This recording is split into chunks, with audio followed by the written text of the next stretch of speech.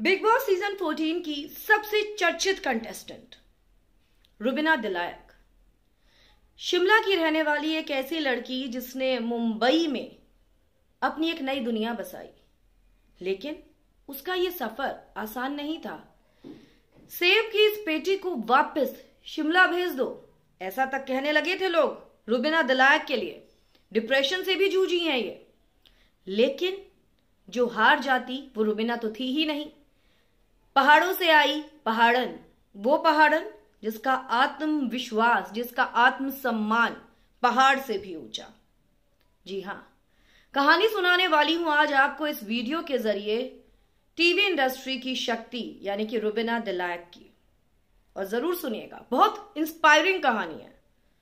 एक आम इंसान भी इस कहानी से अपने आप को रिलेट कर सकता है। एक छोटे से शहर की रहने वाली लड़की भी अपने आप को इस कहानी से रिलेट कर सकती है।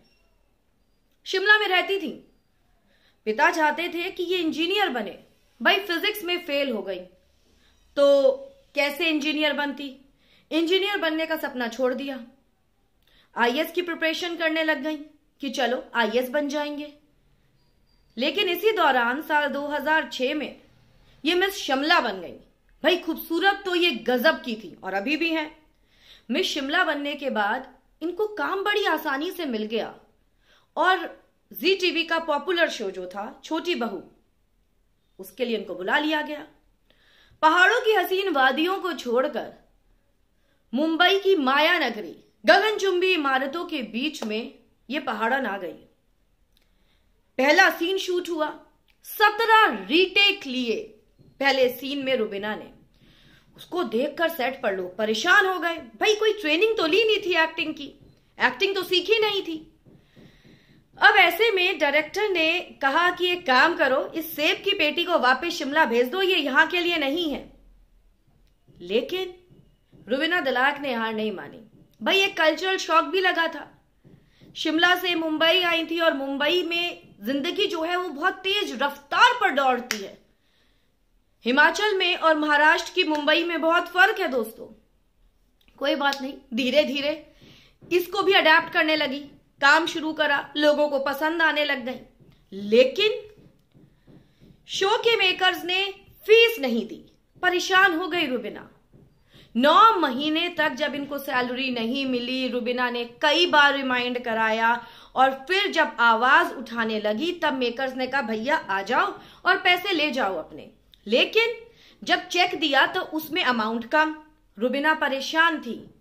अपना जो घर लिया था, जो गाड़ी ली थी उस समय, वो भी बेच चुकी थी क्योंकि इंस्टॉलमेंट देने के पैसे नहीं थे। तो ऐसे में जब उन्होंने चेक दिया तो उसमें पैसे काफी काटे हुए थे। रुबीना ने जब सवाल करा तो उन्होंने कहा आप लेट आई थी, आपने शूटिंग कैंसिल की थी, आपके ब्लाउज में दिक्कत थी तो उस दिन शूटिंग कैंसिल हुई थी, आपके कपड़े प्रॉपर नहीं थे तो आपने उस दिन शूटिंग कैंसिल की थी, तो इस चक्कर में हमने आपके पैसे काट लिए। भाई मरता क्या नहीं करता, ठीक है यार, जो मिल रहा है वो तो दो। 9 महीने के बाद मिला। रुबीना ने वो पैसे लिए, परेशान रहने लगी थी। लेकिन छोटे मोटे रोल फिर भी करती रही सीरियल्स में। सास बिना ससुराल में नजर आई, सीता का रोल भी इन्होंने करा। बीच बीच में छोटे छोटे रोल्स करती रही। लेकिन अभी तक कोई ऐसा किरदार नहीं मिला था जिससे मुंबई में या यूं कहूं टीवी इंडस्ट्री में पहचान मिल जाती। परेशान थी, यहां तक कि इनको खुद नहीं पता था एंजाइटी और डिप्रेशन का शिकार होती जा रही थी। रात को 3-3, 4-4 बजे उठ जाती थी, परेशान हो जाती थी। इसी दौरान मां से दोस्ती का रिश्ता बना। रिश्ता खराब नहीं था मां से, लेकिन कई बार होता है कि बात इतनी नहीं हो पाती है कि हम अपनी हर बात को शेयर कर सकें।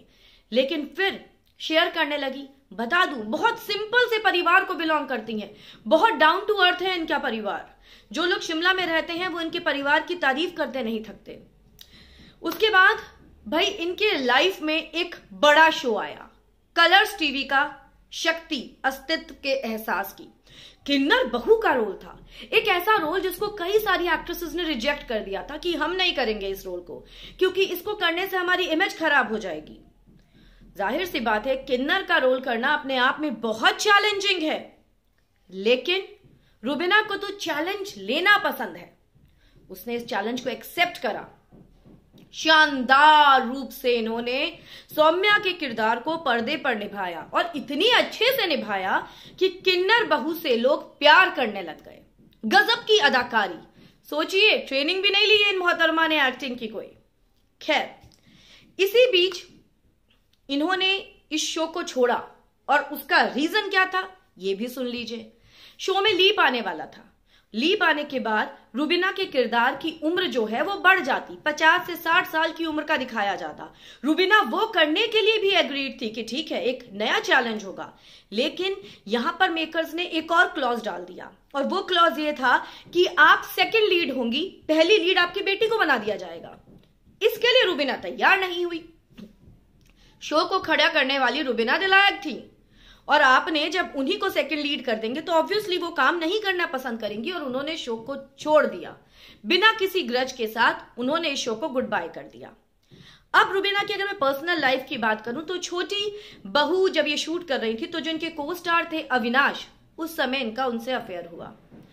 कुछ समय चला, ब्रेकअप हो गया।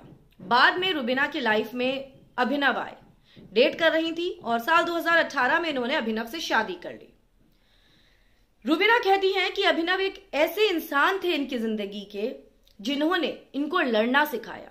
लड़ना ऐसा नहीं मारपीट करना, नहीं, सही के लिए खड़ा रहना। और अगर आप सही हो तो ऐसे खड़े हो जाओ सामने वाले के सामने कि सामने वाला अपनी हार अपने आप मान ले। और यही रंग हमें रुबीना का बिग बॉस के घर के अंदर भी देखने को मिल रहा है। बिग बॉस के घर के अंदर आई शक्ति के बाद अगर ये पर्दे पर कहीं नजर आ रही हैं तो इनका वो है अब reality show big boss season 14।